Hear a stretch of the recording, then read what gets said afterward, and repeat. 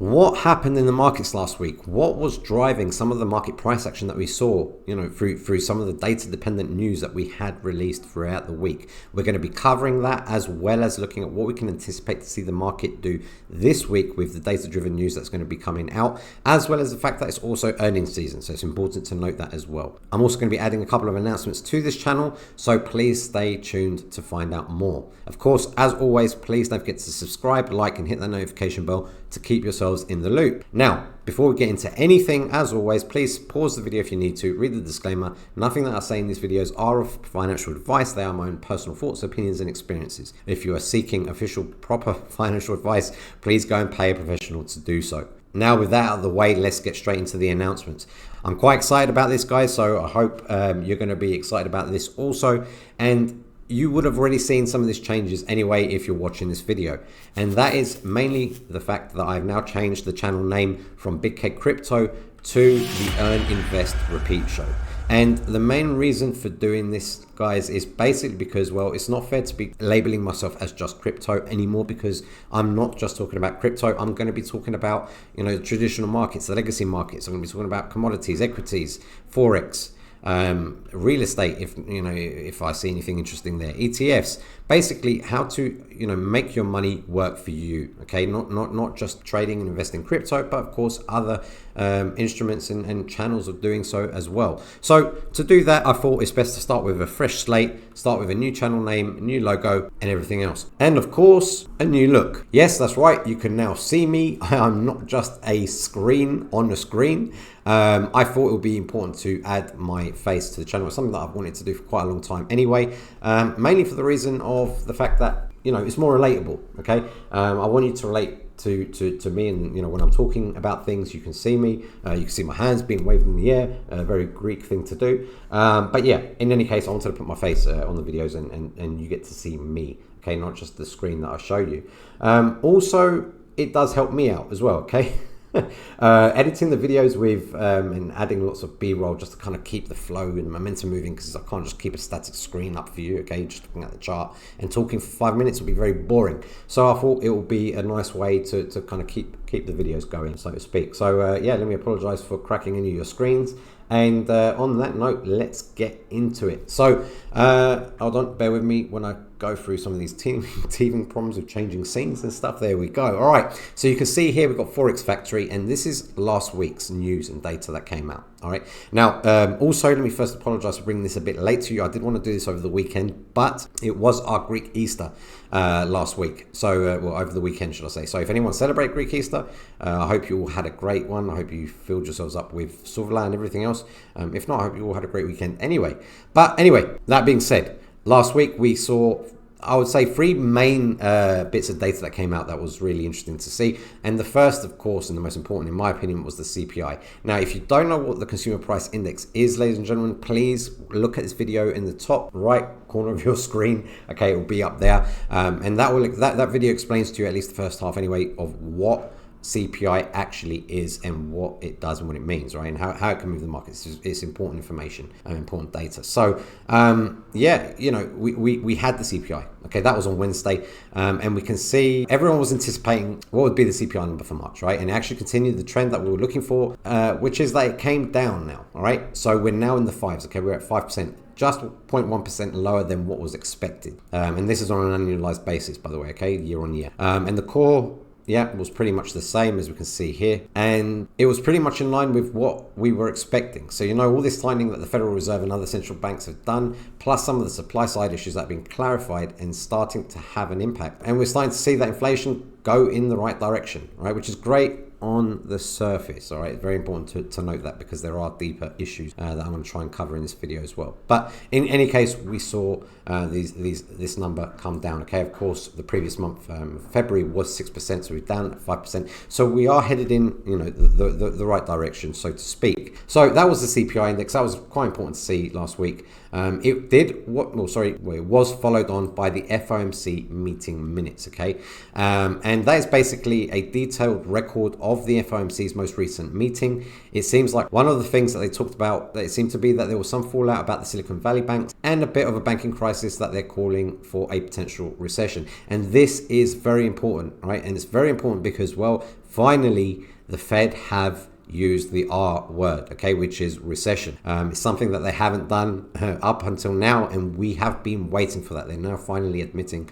that recession is on the cards, although it's going to be a light recession. I don't believe that, but I'm going to leave that for another day, another video, I think. That was kind of basically the big headline. It came out the same day, obviously, as I said, as the CPI, and I think it was about the last hour. Okay, we're going to look at that in a minute when we look at the charts, but I think it was the last hour, especially on the S&P, when the FOMC minutes came out, the market took a bit of a drop. Okay, because obviously bad news is good news, but it's not anymore bad news is bad news, all that kind of stuff. So from what we can see here, if I move on to this tab, we've got currently an 86.4% chance of the Fed still doing a rate hike of 0.25%, okay, 25 basis points. And, you know, we're starting to see a bit of a chalk and cheese when it comes to the data. Yes, inflation, the data's, better than expected, but yet we're still seeing the rate hikes. Are these just delayed moves? Are we going to be seeing a delayed reaction and eventually seeing a pause of the hikes? That's what the general consensus wants to see. So yeah, that was quite important as well with the FOMC minutes. But Friday we did see the preliminary University of Michigan consumer sentiment, and this measures the percentage that consumers expect the price of goods and services to change during the next 12 months. This data came out on the Friday morning, and if you go back in history, of course, as we saw that week, I keep saying this week, it was last week. Wednesday, of course, is the CPI, followed by the Fed notes. And as I said, the market dropped. And then Thursday, the market kind of looked past all of that and was happy. But when the UOM consumer sentiment came out, there was really two pieces of data that came out that was impactful. Okay, the first, of course, was the expectation, the inflation expectation, which you can see here is 4.6% from the previous 3.6%. Now, it doesn't mean that that's where inflation is going to be, but that's where consumers feel inflation is going to be. And a big part of that has to do with the fact that we started to see energy prices move up, right? We saw them in the price of the gas pump move up. We've also seen them in gasoline futures, start to move up. And so, that's something that directly hits most consumers almost immediately. And the market sold off of that data, right? Like most Fridays, downside started once that information came out. But the interesting part is that even though the expected data is that inflation is going to go up at a faster rate than it has in a couple of years, the consumer sentiment was actually, as we can see here, higher than expected. And that's kind of interesting, right, as well, because, we're kind of getting into the mindset where we're willing to accept some inflation. This is one of the things that the Fed said they really wanted to get away from, and it was that they didn't want people to just kind of build in that they're going to have these high expectations on inflation, and that's why they're being so aggressive to try and cut inflation and bring it down as fast as possible. So that's exactly what we're seeing, is that the consumer expects inflation to be higher, and the expectation, and just general feeling is also higher, so that the kind of not what you would have expected, but it's definitely interesting to see. I think this is probably all of the stuff that I've just talked about regarding news and data of last week. I think that's pretty much the highlights of last week, should I say, depending on which way you look at it. What's interesting to also see is that I think anyone of a certain age and younger is, this is going to be the first real experience that they're going to be having in a very high inflationary period. So it's going to be interesting to see and to watch how everything is going to play out. Moving on, let's look at what is going on this week. Okay, I was about to say next week. So of course we did see, the fact that it is earnings season.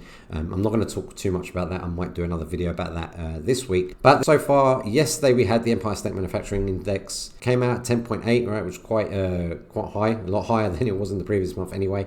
But more importantly, I think the important things to look out for, is the CPI year on year, the annualized CPI for the UK.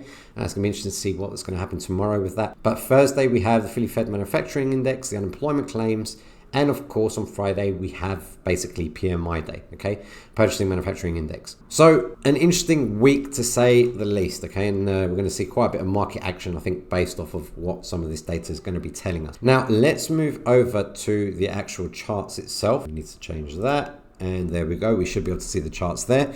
I am going to get this stuff automated, so again, teething problems, you're just gonna have to bear with me. Since we're on Bitcoin, let's have a look at Bitcoin, because this is where the chart was left off of. We know that Bitcoin, of course, Friday the 14th of April, so just a few days before we hit the highs of almost 31k. All right, we really, Bitcoin was really flying, but since then, from I'd say the big moves down was on the Friday. Okay, that could be from what we said from the consumer sentiment and inflation expectations. We did see a big drop down here. There was other crypto news, but again, I might leave that for another video this week. I don't want to throw it all out on the table.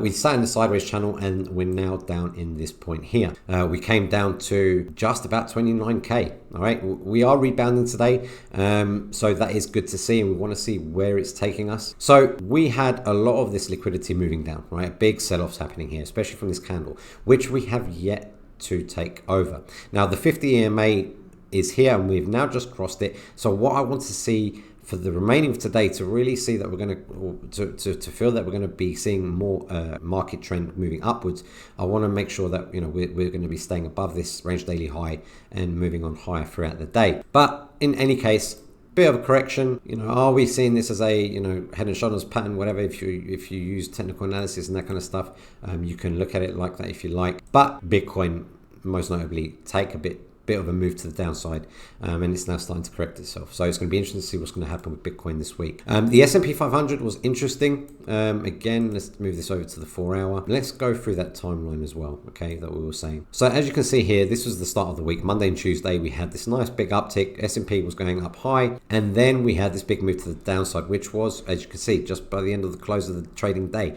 And like I said, that was because of the FOMC minutes that had come out, or not because, but that was the effect of the FOMC minutes anyway. Throughout Thursday went up, and then we did see this drop again on Friday due to the University of Michigan data that came out. Where are we going to see S&P move on? So of course we're seeing more upside potential now as of today. Are we going to be able to get past this 4,200 area? Okay, that's going to be the area that we want to see. It's interesting to see. Let's have a look at the DXY. Okay, the Dixie. Dixie has been moving down, right? The strength of the dollar index has really carried on this big downward channel, and that is why we're seeing especially in the forex world, we're seeing Euro USD steadily climb up, GBP USD steadily climb up. Anything basically trading against the dollar, making those moves up high. Now, are we going to be seeing de-dollarization? Okay, all this kind of stuff. The BRICS. I want to say it's more of a fantasy. Okay, and I know the idea of these countries, Russia, China, Brazil, etc. That they're trying to basically take the power away from the dollar. It's going to take a lot for the dollar to be de-dollarized. Okay, as such. So it's something to keep in mind if you are seeing that kind of headlines in the space. It's something to keep in mind basically. But it'll be interesting to see where we're going to be taking this. Especially with the euro, because the euro USD does take up the majority of the DXY, its lion's share. We did hit and beat this previous high that we saw on the 1st of February, but we've met with, of course, bit of some downturn action. So how far are we going to see this move up? But let's go to the daily time frame with the euro. Well, this could be the time for the dollar to really take its nosedive and for instruments like the euro dollar to really start gaining traction to back to where it once was, all right, which was up here at the 120. So interesting to see what's happening with earnings this week, with the data that's going to come out. But like I said, there are deeper things to think about, like recession. Are we going to be seeing bigger banks struggle in the US? Are we going to see it trickle over to the Eurozone? It's yet to be seen. But I do still, I'm holding to the fact that we might still have a black swan event across the board, right? If we do see all these disastrous things happen across, the financial markets and the global macroeconomic spectrum, then we can expect to see a bit of a black swan event. Are we going to see a repeat of 2008, 2009 Lehman Brothers scenario? I'm not sure. Everyone's pretty much split on that, but it is going to be interesting to see. As for earnings this week, let's quickly end up on that. Today we do have Bank of New York coming out with their earnings. Johnson & Johnson, Bank of America, Goldman Sachs. This is going to be an interesting one to keep an eye on. I'm going to be looking at this for sure. Netflix as well. And we had some other news come out as well, as for Google. I'm not sure exactly when Google's earnings are coming out, but we've got news come out, for example, like this. Google's in shock as Samsung considers ditching Google Chrome from Microsoft Bing. Big news for something, for giants like Samsung to do that. Is that going to really affect Google stock? Google at the moment is on its uptrend momentum as well on the daily. Again, let's go back down to the 4 hour. Earnings for this is going to be next Tuesday, so it's going to be something to keep an eye out. But We've got we've got a gap here to be filled. Is the Samsung news going to be detrimental to Google stock? It's going to, it's going to be interesting to see. We've also got Netflix as well. It's going to be another interesting one that I'm looking out for this week to see how that's going to react to its earnings. As you can see here, it'll just be interesting to see where these tech stocks, these tech giants go. Why? Because for me, I trade a lot the Nasdaq. Where is it? Where's my chart? There it is. And of course, if we start seeing the likes of Tesla, Google, Netflix, and all of that going down, then we can expect Nasdaq to also reciprocate. Okay, Nasdaq at the moment again is also on its upwards momentum channel. So that's where we're going to start to see that shift. Everyone's looking up high. Oh, inflation numbers going down. That's brilliant. That's great for the market. It's great for the economy. But we could potentially start seeing moves like that. Finally, let's finish off with gold. Gold did get up to that 2050 level, which I mentioned in my last week's video of the weekly recap. I was saying that 2100 could be the next stop if it was to carry on and break through that 2050. But as you can see, it didn't do that. Gold's going to have a bit of a hard time right now, in my opinion. Gold is going to struggle a little bit, and we're going to see that drop. I think I'm going to wrap it up there. I'm not going to go into it too much. Oil, again, we've got a massive gap here to fill. So it's going to be interesting to see what happens with oil. But I'm going to leave it there, guys. I think that's a lot to kind of fill into one video, especially with these new changes of the channel. But I did have a lot to kind of cover and a lot to recap on, because again, I wasn't able to get this video to you sooner, so I'm kind of merging two videos in one. I promise that my next couple of videos are going to be a bit more concise, a bit more to the point, and not so long. I think from what I'm seeing from my analytics, around the 10-minute mark is kind of like the golden ticket for me. I think it's the best kind of viewing time. You don't want to be sitting here listening to me ramble too much. But again, I've got some teething problems that I need to sort out, so leave that with me. I hope you've enjoyed this video. I hope you enjoy the new format. I hope you enjoy the new channel moving forward. Don't forget to like, subscribe, hit that notification bell as well. All my links are down in the description box below. I will be changing all the names and keeping everything uniform as the days go by this week. And let me know in the comments below how you're finding the new format, how you're liking it. And I hope you guys all have a great trading week ahead, great investing week ahead, and I'll catch you guys on the next one.